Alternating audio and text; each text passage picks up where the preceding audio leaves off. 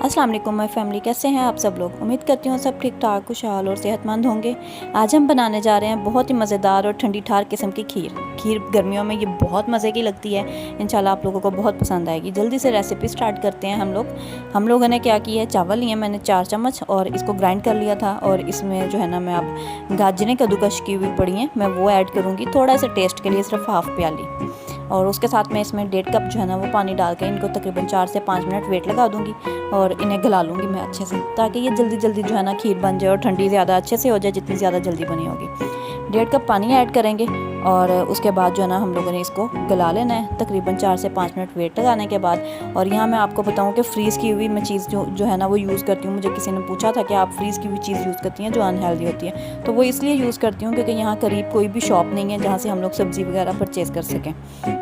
मेरे हस्बैंड जो है वो वीक में तकरीबन 2 दफ़ा चले जाते हैं मंडी, और वहाँ से जो है ना वो सब्ज़ियाँ टमाटर मिर्चें वगैरह ले आते हैं। मैं उन्हें उसी वक्त ही जो है ना समेट लेती हूँ। किसी चीज़ का पेस्ट अगर बनाना हो तो पेस्ट बना लेती हूँ, अदरवाइज़ उन्हें कट करके जो है ना मैं फ्रीज़ कर लेती हूँ, ताकि वो 3 से 4 दिन जो है ना वो ईज़िली पड़ी रहें, ख़राब ना हो। क्योंकि ख़राब होना ज़्यादा डेंजरस है। जो गली हुई चीज़ इस्तेमाल करनी है उसकी बजाय अगर हम लोग फ्रीज़ की हुई, तो मैं 1 हफ़्ते से ज़्यादा कोई भी चीज़ जो है ना वो स्टोर नहीं करती हूँ। और ये गाजरें जो हैं, ये पैकेट वाली फ्रोज़न जो गाजरें होती हैं, ये वो वाली गाजरें हैं, तो ये भी अनहेल्दी इस तरह से सच एज़ नहीं है। इतनी सी हम लोग इतनी सारी क्वांटिटी में जब ऐड करेंगे ना तो वो ज़्यादा मैटर नहीं करेगी। अब आप ये देखें कि ये तकरीबन 2 से 2.5 किलो दूध होगा, जिसमें मैं तकरीबन हाफ़ प्याली से भी कम ही गाजरें डाली हैं, तो वो ज़्यादा मैटर नहीं करेगा। यहाँ मैं दूध ऐड कर रही हूँ और दूध भी ऑलरेडी मेरा फ्रीज़ किया हुआ है, जैसे आप देख रहे हैं, क्योंकि ये भी इसी तरह से है कि 3 दिन बाद हमारा दूध आ जाता है इकट्ठा 3 दिन का।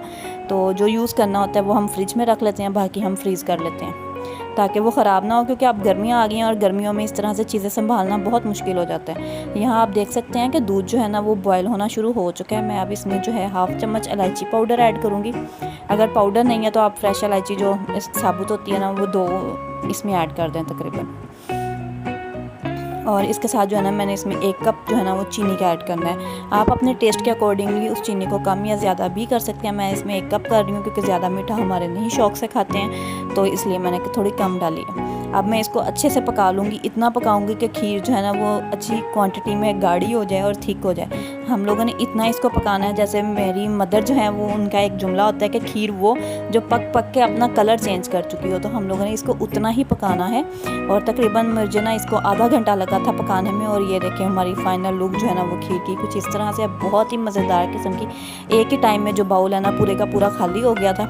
इंशाल्लाह आप लोग घर में ज़रूर बनाइएगा, मुझे दुआओं में याद रखिएगा। मिलते हैं नेक्स्ट किसी रेसिपी में। अल्लाह हाफिज़।